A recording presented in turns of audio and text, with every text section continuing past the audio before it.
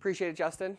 So like I said, my name's Jake Douglas. I'm at Sandia National Labs, where I serve as our quantum business development lead. I'm not a researcher myself, but I work with all of our researchers, our leadership, and others on partnerships, communication, going after grants, that type of thing.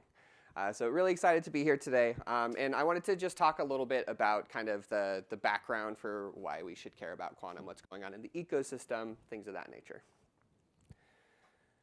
So quantum is really going to change, or has the potential to impact pretty much anything that we can think of, right? So if we're talking about quantum sensing, how might that enable us to do GPS-denied navigation, or go through and interrogate things without having to break them? If we're talking about computing, how might we go through and explore new physical systems, right? How might we be able to use the quantum computers to go through and do drug discovery or optimization or things of that nature? And on the communication side, how can we build something that's provably secure? And I think most people in here probably know this very well, but it's worth stating that we're at the very beginning right now of what we think these technologies will be able to impact. But as we're talking to our students, as we're talking to the community about what this might be able to do, it's really exciting. But it's also really hard. And so through things like this, building lesson plans that make them very relatable, we're trying to figure out ways to better introduce this to the masses, right? But we really think it's going to impact kind of across the various sectors that at Sandia we really care about, but really across the US and world. So quantum is a national strategic priority. The National Quantum Initiative was passed in 2018. And it was the US government saying, we really need this all-of-government approach to moving the field forward. So it authorized a few different efforts that we'll talk about in just a little bit to really make that happen. And it's really kicked off a pretty significant amount of work and activity in the US. So research has been being done for decades, obviously, but within the last 5 years, we've seen huge jumps and people being engaged, funding flowing in, things of that nature. And so the NQI ran for 5 years, and it's currently being reviewed to reauthorize for an additional 5 years. And so it'll continue driving large-scale government investments in the field. Additionally, through things like CHIPS and Science Act, the National Defense Authorization Act, things like that, quantum is going to be continued to be pushed forward. And in reading the most recent the 2026 presidential budget request, sorry, should have been 26. They want to maintain funding for quantum. That's the suggestion, right? So it's a really critical area. We do see some changes in other technology areas, but quantum is continuing to receive a lot of support. So that's going to be seen through places like the Department of Energy, so the Office of Science and NSA, others. Through the Department of Defense, there's a huge program called the Quantum Benchmarking Initiative that's really looking to get to that useful quantum computer by 2033, and there's going to be a ton of funding going into that. NSF, NIST, the intelligence community, there are major programs across all of those areas that support quantum. And so hopefully we're going to continue seeing that, and I'll dive in a little bit more in just a bit on how to get engaged with those efforts. So in addition to the government piece, there's also significant private interest and private capital. So this is a few years old now, but there's over $2.3 billion raised for quantum technology startups, computing, sensing, and communication. And even with kind of the dips the past few years, we're still seeing very significant funds go in. I'm sure you guys have seen the announcements with Quantinuum getting $1 billion from Qatar and PsiQuantum getting $750 million from any of the many places that they've done that. But that private capital is there. And so as we're talking to our students, as we're talking to others, if both the private industry are really pushing it forward, the government's pushing forward, the jobs should be there when they're done. And that's something that continues to be true and is worth kind of doubling down on. So the last kind of piece that is particularly relevant for this group is the workforce development strategy. So through the NQI, the National Quantum Coordination Office was stood up to help coordinate across the various agencies to meet the mission of what the NQI is supposed to do. And they put together a national strategic plan for trying to advance workforce development. And this is from high school through postdoc. How can we expand engagement across all of those levels to create that quantum-ready workforce? And they call out a few specific bullets of things that they would like us to do. So one is to really understand the opportunities for the workforce and the needs. How can we really prepare the supply and demand so that it's reaching that equilibrium point like we need? It wants us to do more public outreach. Quantum is already tricky. Getting people to pulled in, especially when STEM is struggling, can be hard. So how can we focus efforts to do that? And I'm sure we'll hear plenty about that the next few days. It wants to help address gaps and things like this, so professional education, development, training opportunities. And then lastly, just make it more accessible. Through your universities and others, how can we drive more students into the field? And so this is something that we've been thinking about a lot. How can we do that? How can we really expand out the people who know about what quantum is and can get engaged? Since it's called for at the national level, I like to talk about it when people ask us why we're doing this. It's because we've been asked to by the White House. And so I wanted to quickly touch on ways to engage across the US. So I mentioned earlier the NQI funded a number of centers. So the DOE has 5 centers, and they're National Quantum Information Science and Research Centers. So if you look down here in the corner, it lists out the 5. The NSF has set up 5 Quantum Leap Challenge Institutes across the US to move that forward. And then the Quantum Economic Development Consortium, or QEDC, was stood up to help kind of move the industry forward. And so that's a large-scale consortium that's both industry, but also national labs, nonprofits, academia. And they're focused on a number of different focus areas like workforce or benchmarking, legal, those types of things. And they bring groups of people together to jointly tackle what the problems are facing the field, to try to address them and accelerate things. In addition, and so the map shows where all the NQI center or efforts lie. In addition to that, we're seeing more and more regional groups stand up. And so I tried capturing just a few of them around the rest of the map. And regionality is really important in my mind, especially if we're trying to train students and hope they can go get jobs. There has to be industry around if they want to stay within their communities. Of course, they don't have to do that, so they can go where they need to. But a lot of these different groups, like the Chicago Quantum Exchange around Chicagoland, or Elevate Quantum in the Mountain West, or the Northwest Quantum Nexus on the West Coast, they're looking to bring together groups, and all of them have really strong workforce development aspects to them. And so there are lots of different resources that can be kind of engaged through those groups. If you're looking at ways that you guys can start working with folks.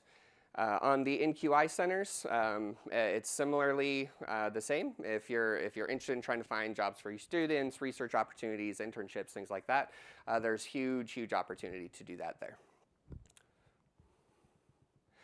And so if we're talking about quantum education, Justin mentioned a little bit earlier, there's not a lot of opportunity, but there's this really great study done by the Rochester Institute of Technology and the University of Colorado Boulder, and Ben's sitting right over there if you want to learn more about what this tool is. But they went through and they did a review of courses that mentioned quantum across the US.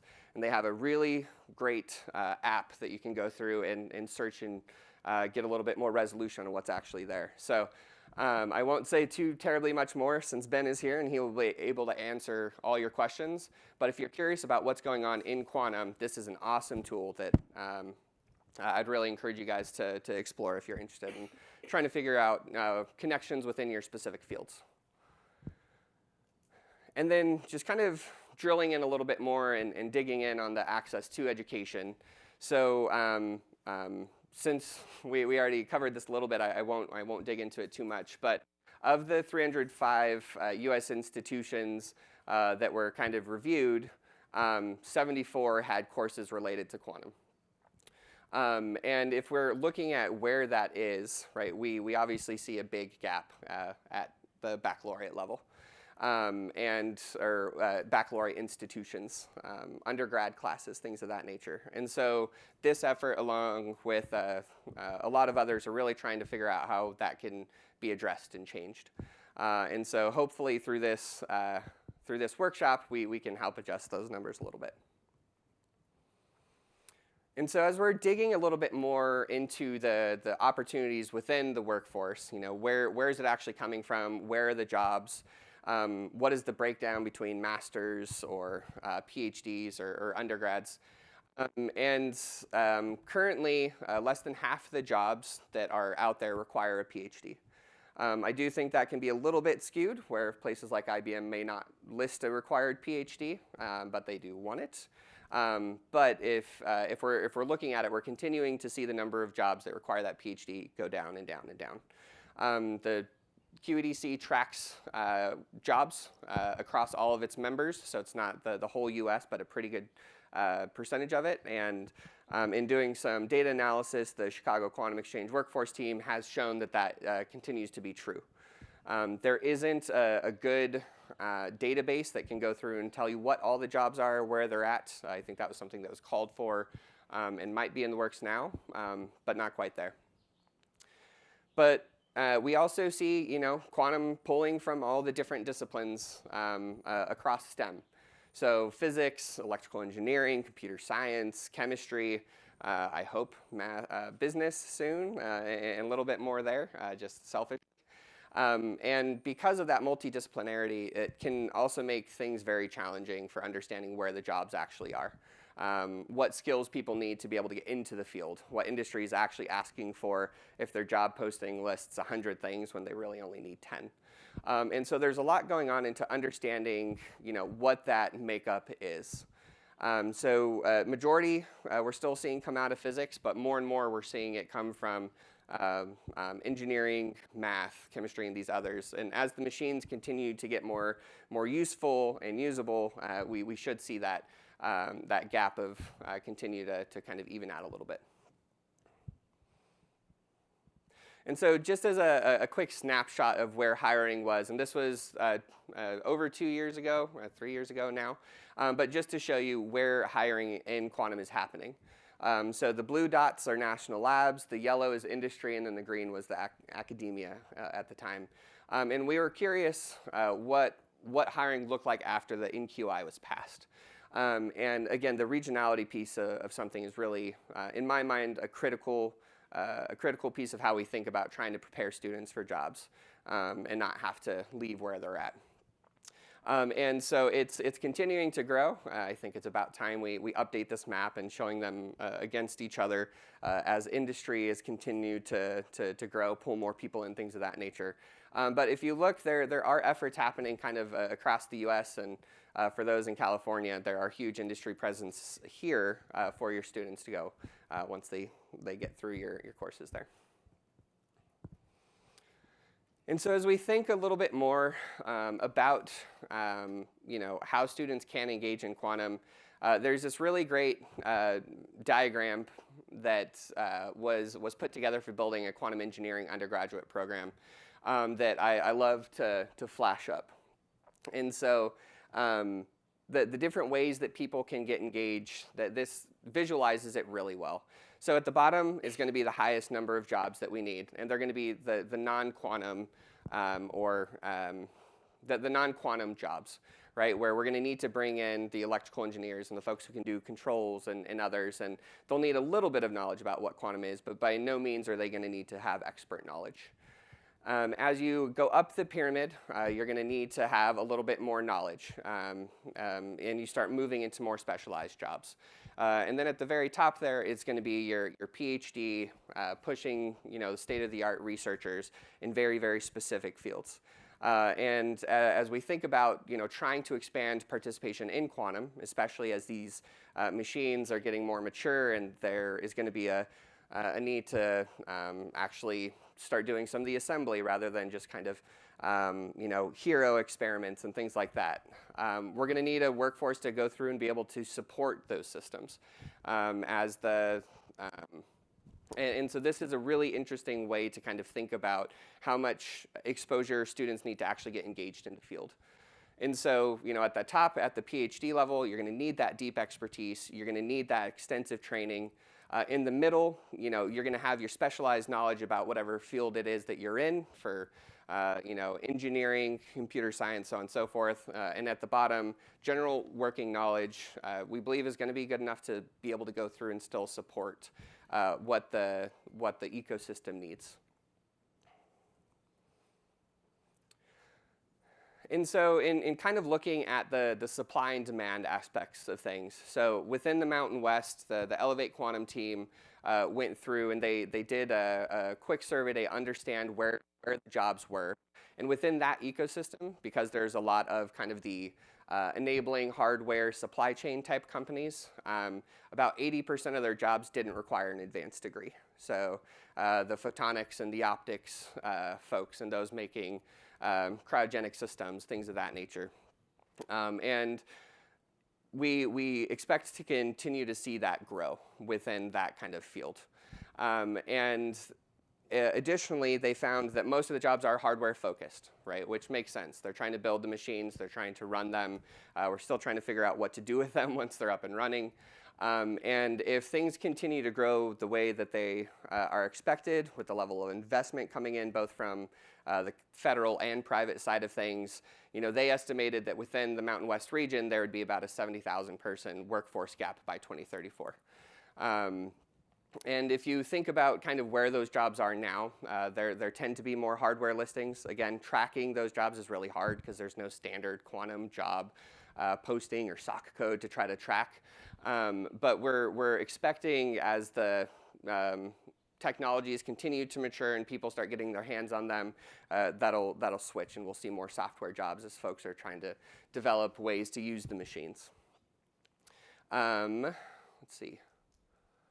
Yeah, and so there have been a few other studies like this done across the US. So Chicago has done something similar in trying to understand the supply and demand of their ecosystem. I think they've done one in the Maryland region and others. And so as you're thinking about where students might be able to land and that regionality aspect is of interest, we can touch base with those groups and help share that information. And so I'll leave it there. I just wanted to provide a little bit of background and context, why we're here today, who cares, that type of thing. And I'd be happy to take any questions if you guys have them.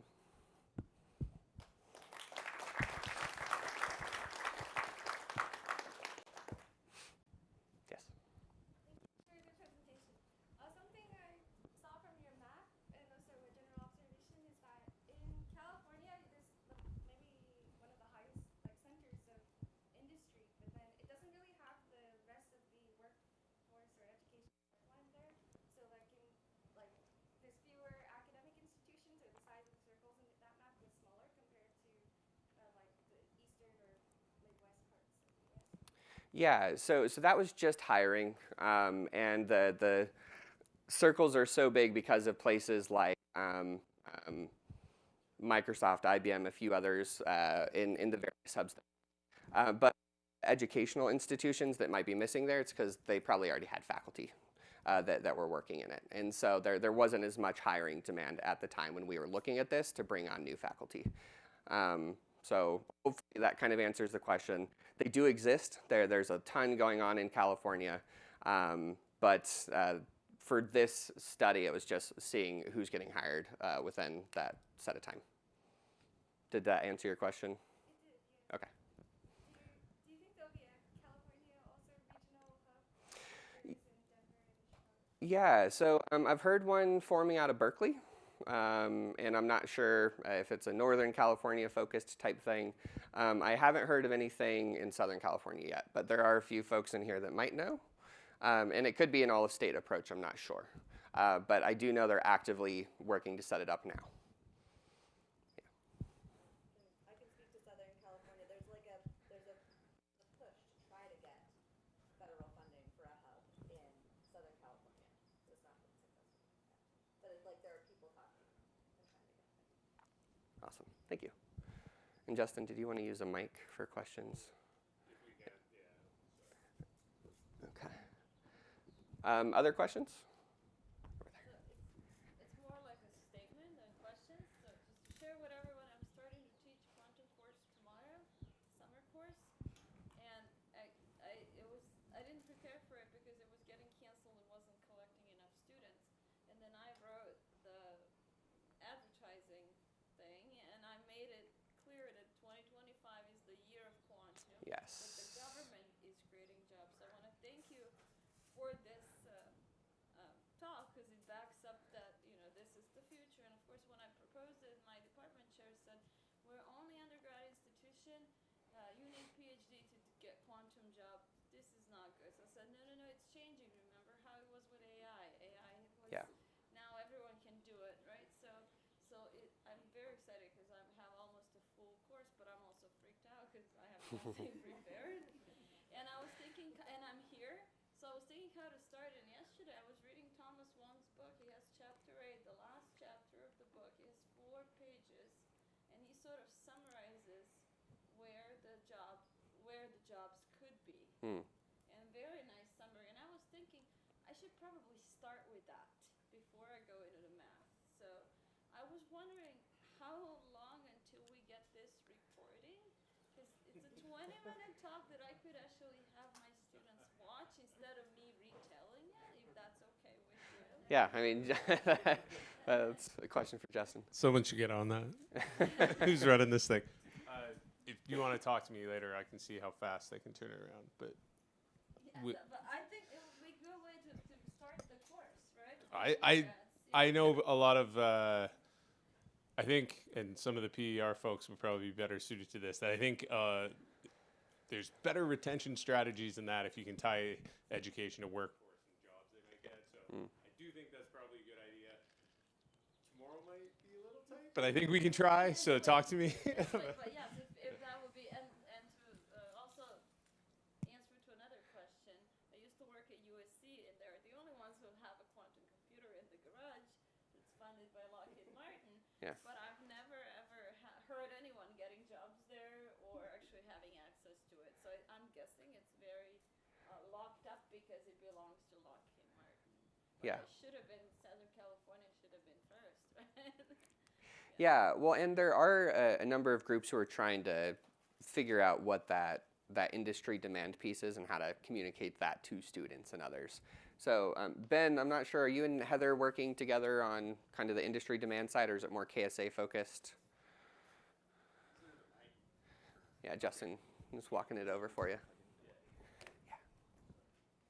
Yeah, so we do have one large qualitative study. So the goal is over the next 2 years to gather about 200 interviews with folks in primarily government and industry. So we are looking at government jobs, not just industry. And the goal is to look at roles, bachelor's on up. I mean, associates on up, but particularly bachelor's, master's, PhD, and to look at it across disciplines. So, we can understand where engineering degrees, computing degrees, other degrees are fitting in. We'll have some of our first data out this summer. There's some larger quantitative studies based on like job postings and some survey data that are out there already too. And I think that hopefully there will be a plan to reduce some of that data collection in the near future. Awesome. Yeah, and so efforts to try to communicate what that is to the students is kind of top of mind for a few groups like Elevate Quantum, the Chicago Quantum Exchange, those types of teams. Any more questions? I had a super quick question. You mentioned earlier about the 2026 budget requests for quantum. They were sustained. Does sustained mean flat, or at the sustained growth levels of before? That's a very good question, and one I probably am not supposed to answer. But no, from what I read and what I saw, there would be some growth, like through the Quantum Benchmarking Initiative, through DARPA. It would maintain efforts through the NQI centers. And there is some hope that the NQI getting reauthorized would come with some additional funding. So maintained, I would assume, is flat. I'm not actually sure. I need to dig in a little bit more. But when it came out, I had to go look because, a lot of changes happening right now. Yeah. All right, let's thank Jake again, and